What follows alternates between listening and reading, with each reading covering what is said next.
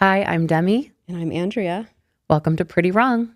Here we are. We have been marinating on a topic because before we come into film, Andrea and I do we're sharing our lives. So we do a slow download of what we're willing to share as it's actively happening. Mm-hmm.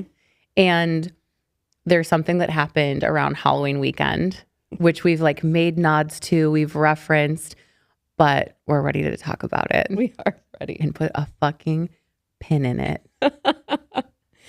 I feel like I speed process things now. After being on dating apps for a while and dating since divorce. Okay. I feel like it's really helped something that I'm just now naming in the moment, speed processing. Okay. I can see that as we've continued to overlap and develop our relationship from I hear about your life in the 6 weeks increments as your hairdresser versus now we're talking daily. Yeah. And it is interesting because as someone who I really have never dated, and in dating you can date multiple people, you can go on a dinner, you can do this. And it is you're choosing to not overstep and live in those bubbles of just torturing yourself. Or is he going to call? Is he going to do this? You're really, it's not working. Move on. Right. Well, because you just have to live your life. And if they want to show up and be part of it, that's my new theory. Oh, okay. It's live your life.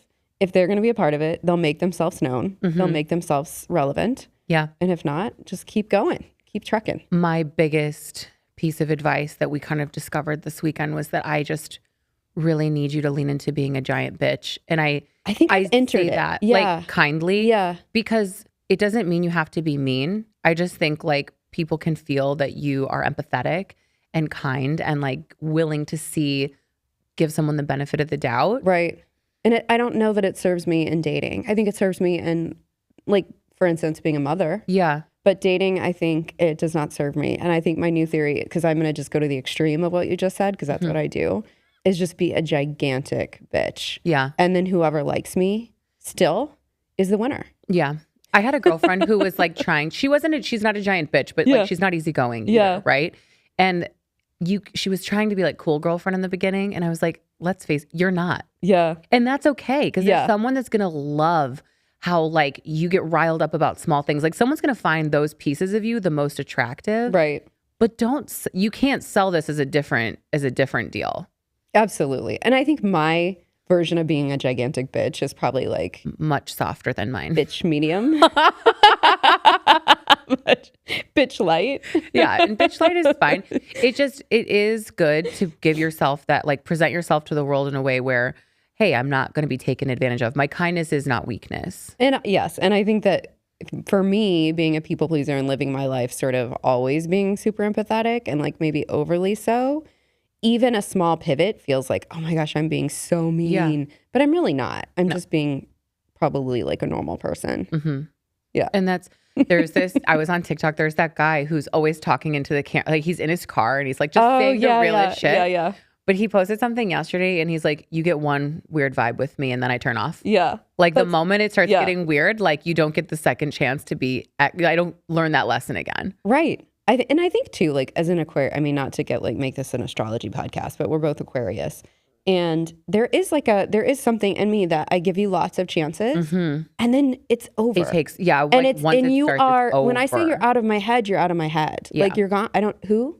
Yeah. What's your name? We had this conversation around Halloween. It slowly developed about someone that you were seeing. Yes. And you had asked me, you're what would it take? And this is the difference between our tiers of bitch light, bitch medium, and extreme bitch. I don't get physically angry a lot, but I am a slow, I know how to make sure that I check all the boxes so I could never overthink again. So you were what would it take for you to get over this? And I said, I would want to be taken on the night of betrayal to each location to make that person relive what they did to me. The Betrayal Tour. The Betrayal Tour begins now. So I need to tell a little bit of the backstory. Please. So to keep it, a little bit short, it was someone that I was talking to and, he was really creating this really strong connection via text. And we were also seeing each other. But really, and especially that day, I think it was he had told his mom about me. He had told his dad about me. Like, he couldn't stop thinking about me. Like, they were just sort of over the top and sort of unnecessary. Yeah. Given what is about to transpire. So I'm like with my kids, I'm like having the best day. You know, when you're just like you're just like, it's a good day. And I went to I went into the bathroom and I like looked in the mirror and I was like, Andrea, like maybe you should start believing him. Like maybe you should just start to take down the, walls around your heart. Start, not that I have walls, but it takes me a while to trust someone. Which is incredibly fair. And I was like, maybe you should just start to like sort of believe this person. And then I went on to a specific thing online where you can like find out information about people. I won't say the name of it because I don't want to get kicked out. Girls, you know what it is. And, we've talked about this in the last episode where it's like, or a prior episode where you don't want to put too much stock into these things because it's at the end of the day, it's kind of like gossip. But there's also an element of if there's a lot of comments, like you kind of want to pay attention. And I think there is a good thing about it is that it keeps people safe, you know? And there was someone on there that said, so-and-so scheduled a date. We have a date next week. And I'm sitting here going, hang on. He's scheduling He's in dates love with me. Yeah. And I'm his dream woman and like, going to be like his next person he wrote. Which, by the way, is unpublished now. It's published. No. I went to revisit it to show it to someone and it's unpublished. Oh God. We'll get back to it. That's hard. That's like a whole nother level. I can't believe you just sprung that on me. It's unpublished. I was trying to explain this to a client and I was hoping we could link it. I know. I'm like really sad that I didn't download it, but it's unpublished now. Okay, well then we're going to have to come back to that. That's upsetting. So I had said to this person, it seems like you are exploring other connections and dating casually, which is fine. But like, if you're doing that, could we also casually date and text? Like, don't create this like don't create a world that we're not actually living in because that's confusing. And he, apologized and all the things, and then it comes out later that it had been that night that he had gone on the date. Although it wasn't a date, he said it was someone that he had met online on an app and then decided to meet. Feeling a lot like a date off of a dating app. After he had said he was going to dinner with his mom. No. And which he did possibly after. However, before that he met with someone. And I'm going to not be mean. And I'm not going to go into like the logistics of the date, location, and place. But let's just say it wasn't Lincoln Park. Or anywhere in the vicinity of something that might be considered cool. I remember Andrea calling and she was like, listen, if it was just another hot bitch in the city, this would change everything. But it's not. It's like such an obvious, it's just someone that if you have access to someone who is like killing it and taking care of themselves and you've done all the work to be out of your relationship. And this is someone who's like kind of not sure if they're leaving their marriage and sleeping on their couch. Yeah. Like there's a lot of fuzzy elements here. Yeah. That's the person that you chose to give your time to while you're equally sending me a message saying that I'm literally your goddess, your soul, your red panda. Right. Well, then it was like, then that's when I start getting petty. And I'm like, okay, so I just need to know, when you said I can't stop thinking about you, was she in the bathroom? Right. Were you walking into the Dilly Millie and, Elgin or what was it?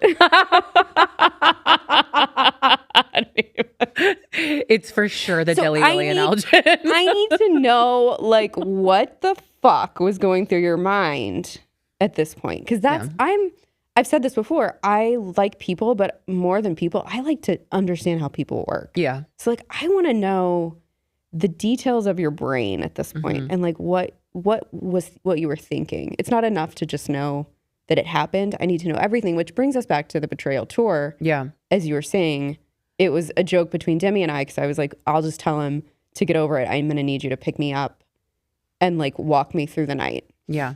And I said, that's not Drive enough. me through the night. I want to go on location. Drive me the hour out of the city. Yeah. Take me to the weird fucking I want to start at your place, which is 2 hours away. And then I want to start there, and then I want you to take me on the whole drive. I want to know this. I want to know the playlist you listen to. I want to know the timestamps of when you were texting me in the car on your way to pick up. You know, that's the part. Nancy. There's a lot of checkpoints here. So we talked last night about not just relationships, but when people want to, they will. Yes. When people want to, they will. And this man did want to, because he drove so far out. Like, we're not talking this was like a 20-minute drive. Like, no, he worked for it. I mean, I guess his mom did live in that. I don't know the Chicago suburbs geography very well, but I think she did live in the vicinity of that particular township. It wasn't close enough for me. It just wasn't close enough for me. And I love girls because you just can't get away with anything with us. I immediately went to Google Maps and I was like, no, that suburb is close. Yeah, and you weren't the only one. I had a couple of friends like sending me a map. And that's like saying like I went to visit my mom in Lincoln Park and the date was in North Shore. Like, yeah, general, fine. You took a 30-minute. It's a 30-minute drive. If you're coming from like Michigan, right? Then it is in the general vicinity. We can keep talking geography, but the bottom line is he was in the car for a really long fucking time. He had a long time to think about it. And then it was like, once I called him out, he's like, well, I'd like to be exclusive with you. No. And I don't want to be exclusive. What makes you think now that I would want to be exclusive with you? Like, now you're so not even in the realm of exclusivity. I don't even know if I remember your name. Yeah. Yeah. But it was like moments of life where you were like, okay, this is where it gets hard. You don't want to give the energy to something like that and overthink it, but everyone's human and they do. Yes. And so it's impossible to not. That's why, like, when you were like, what would you need? I was like, I would need something so concrete. Yes. That I would like, and I don't love like, let me look through your phone. Like, if I'm doing that, and then I shouldn't be in the relationship. No. Right.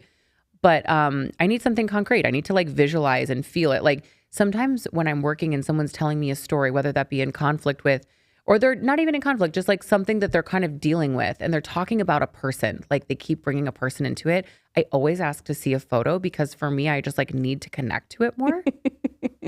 And then my Greek witchery and like my like, what is that? My tell-all ball and my, what is that called? What is it? Like the magic ball. Oh, what is that called? What is that called?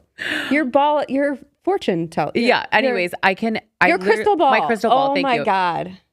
But I feel like when I see someone, I can see like a full download of everything about them. It says that like every choice you make says a lot about you. Well, and you have this thing about tattoos. So anytime I know a guy with tattoos, I can run. You're like a tattoo fortune teller.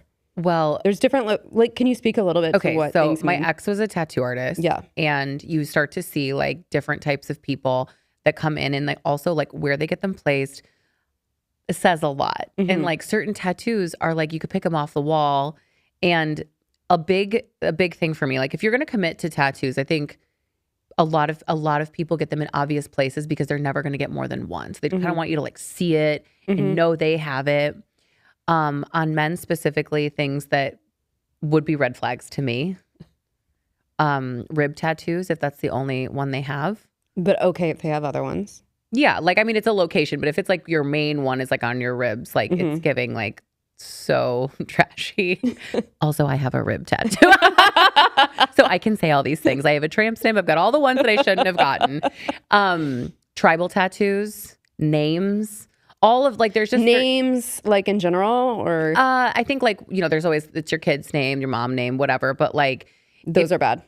Oh no, those are okay. But I'm saying like, if it's like, there's an X with a name. Of course. Yeah. It's, you know. Yeah. It's giving a little red flag energy. What do you think about thigh tattoos? I don't love leg tattoos on men. Mm-hmm. That's just also my like personal preference. Mm-hmm. I think like on the calves and stuff, but like once it starts getting into like thigh area, I'm like, you just didn't commit all the way. Mm-hmm. Like if you want to be a badass and you want to get it, then do it. Mm-hmm. I think you should not be allowed to get tattoos if you live in certain areas.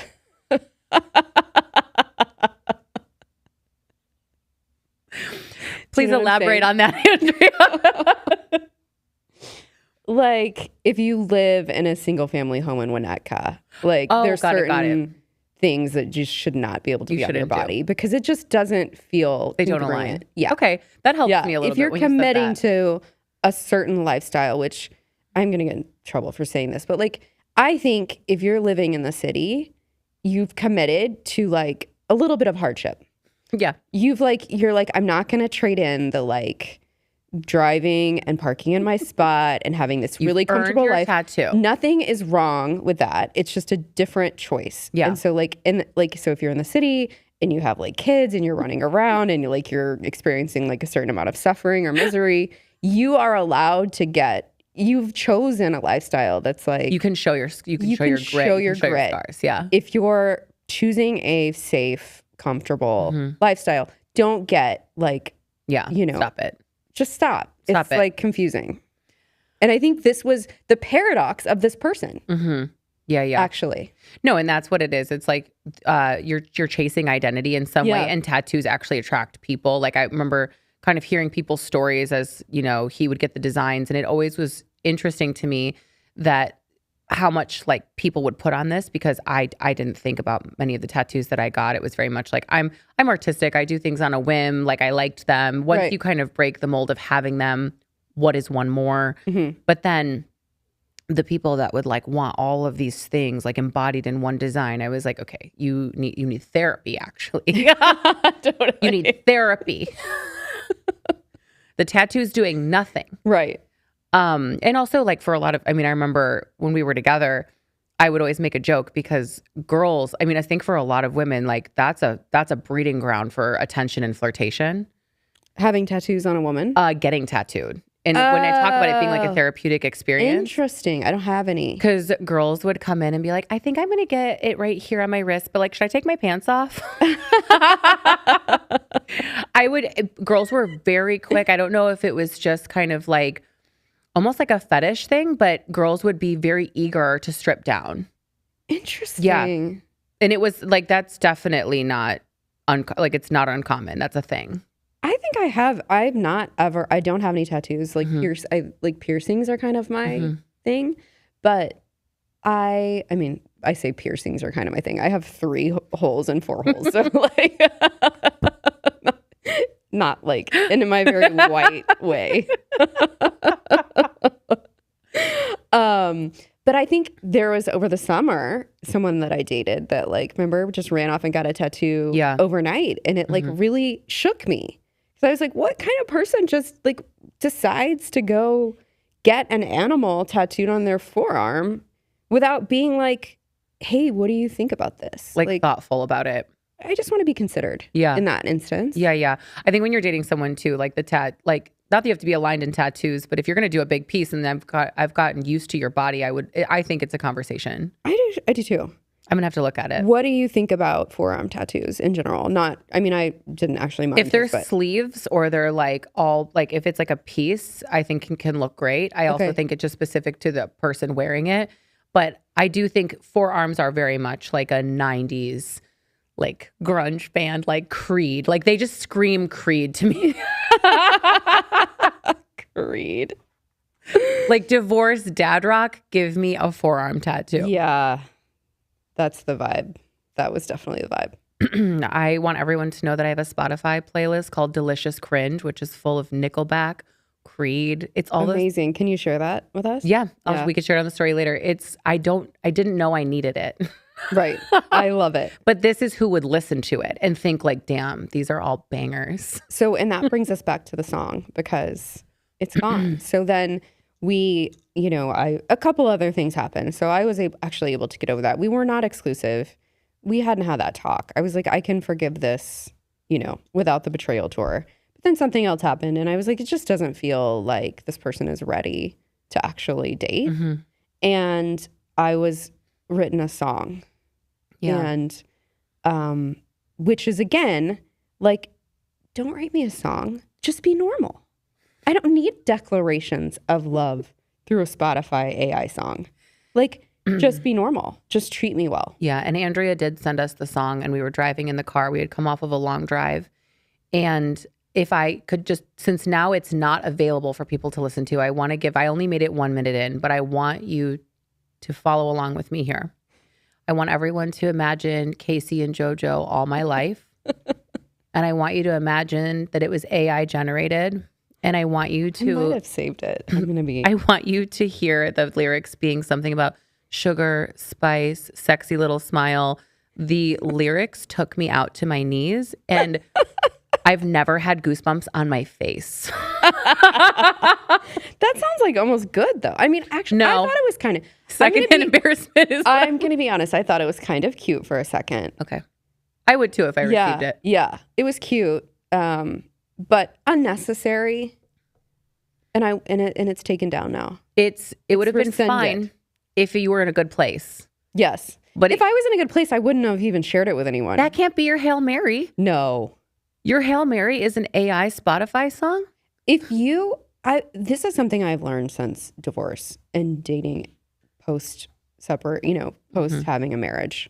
And I think probably just because I'm older and in my 20s, it probably just didn't register. Mm-hmm. But flowers, cards, songs, all of these things are very sweet unless they're happening because someone messed up.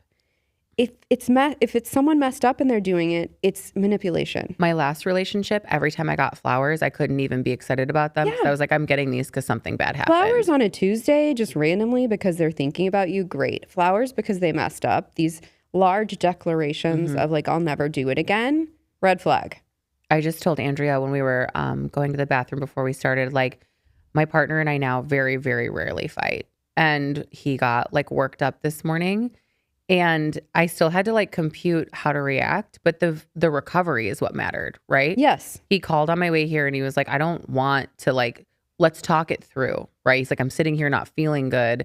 But if I came home and there were flowers, I don't know that would have made me feel as good as the conversation did. Like, hey, I want to like just get this out there. How can we make sure this doesn't happen? Right. And did he do that unprompted? Did he call you unprompted? I was going to give him, he's been just working so much. He's exhausted. So I was like, when I left, I was like, he's stewing right now. I'm going to give him a break and we're going to talk about it at some point, but this is obviously not the time. And he called me right away and I could hear it in his voice.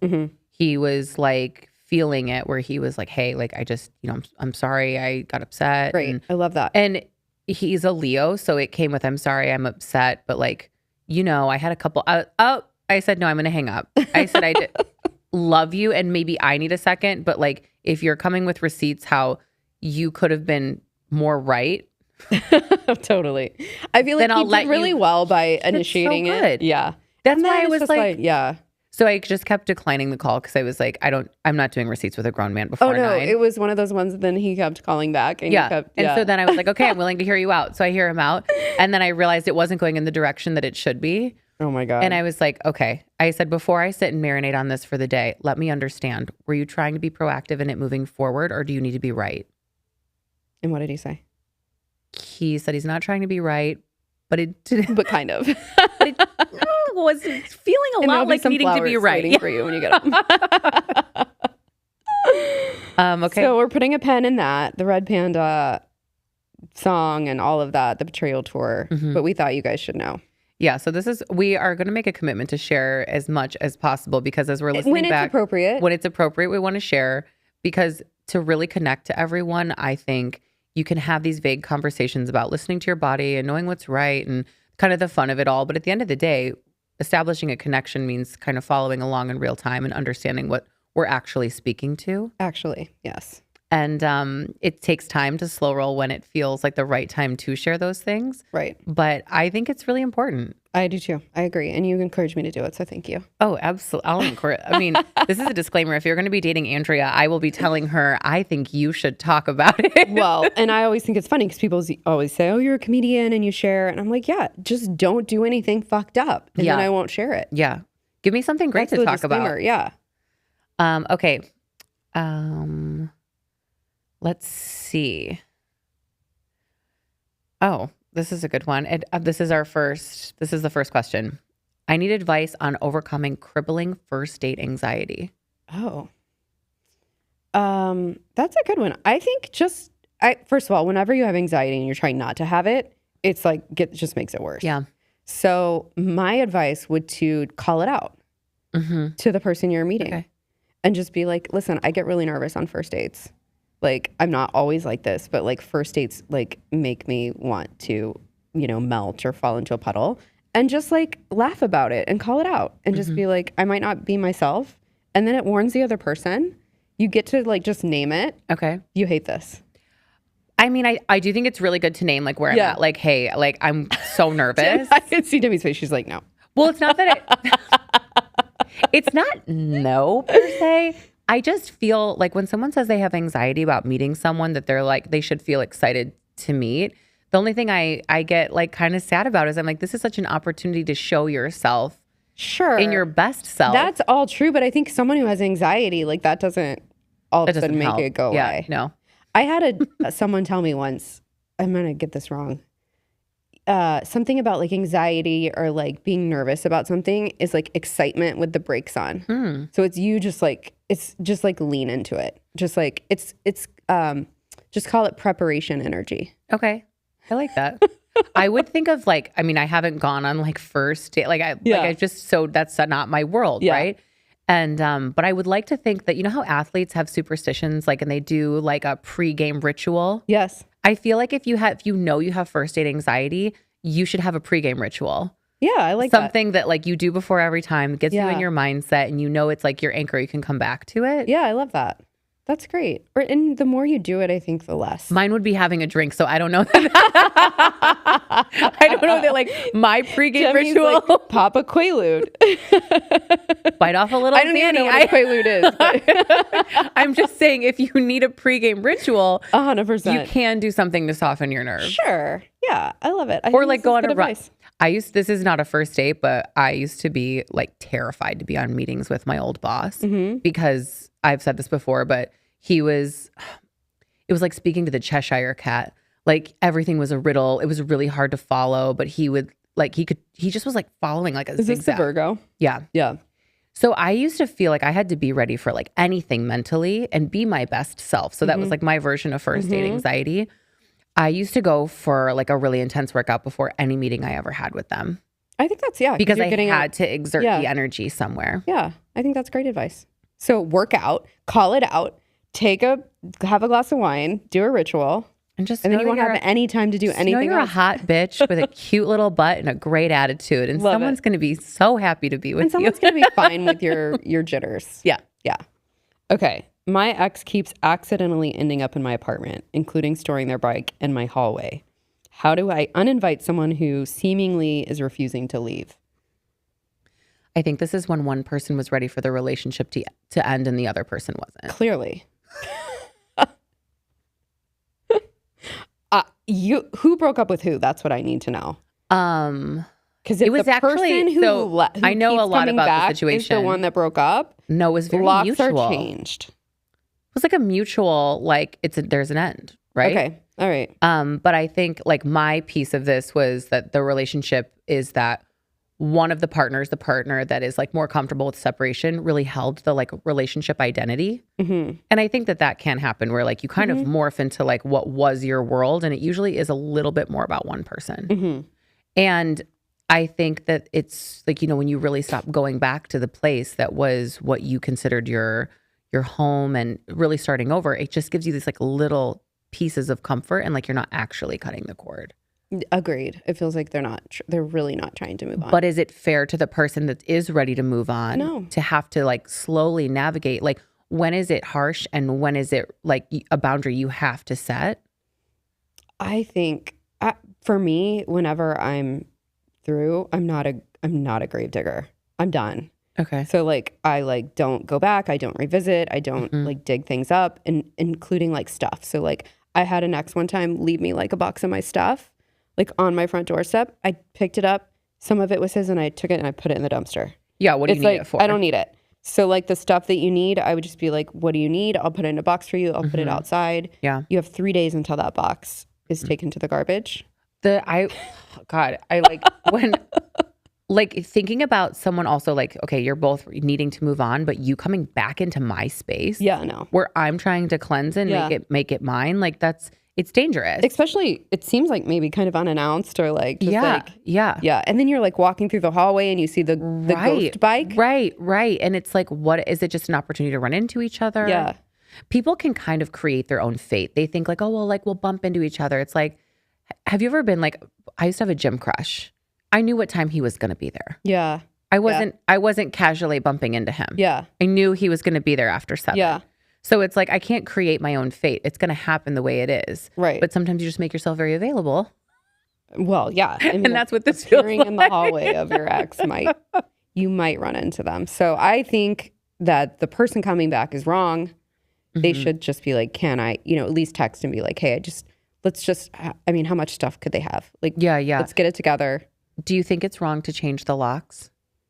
If they've been warned, like if they're like, give them a fair warning, I'm changing the locks on Friday. You can get your stuff. Yeah. I think it's really hard to be like, and I struggled with that too. Like as much, I always think like if I spend a period of my life with someone, regardless if it did or didn't work out, I would feel really guilty turning my back on them at any point in life. Right. Yeah, I can get that. And so that's where I think I've gotten myself into messy situations where even in friendships where I'm like, okay, fine, we're not cool now, but like, they were a big piece of me at one point. So what can I do to extend myself so that way this can be less painful for them? And but then probably more painful for you. It ends up being more painful for you always, right? Because that kindness does get mistaken for weakness and people kind of bleed their way back in. Right. And then you're back on that hamster wheel of all the reasons that you got off. Exactly. And with someone like me, like that's so, I can't even get near that territory because then it's just like better for me to just be like, nope, cut it off. So change the locks, have the conversation, have an uncomfortable week and move the fuck on. Yeah, move on. Move on. Do you have any more that you want to ask or do you want me to ask this one? Go ahead. Okay. What do I do when I love someone and they definitely don't love me back? I mean, I know who sent in this question. It's such a sweet question, I think. Like, love them, but move on. Yeah. I think, you can love someone from afar. It's like, you can't have a relationship if it's one-sided. I understand. And I think people can live in that space for like a long time and waste time.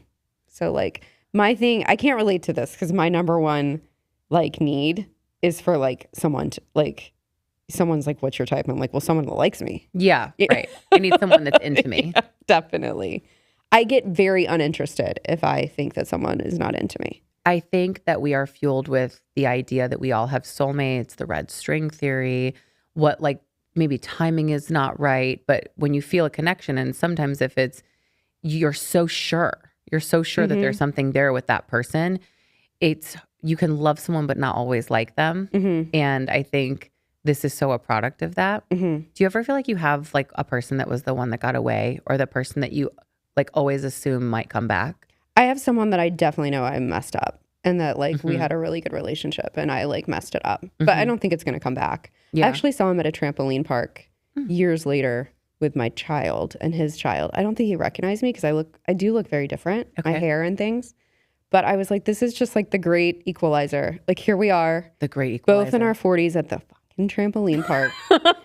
Both tired, holding coffee, like in our own personal, our own separate misery. But like, what would it be if I was like with him at the trampoline park? Right. Probably better.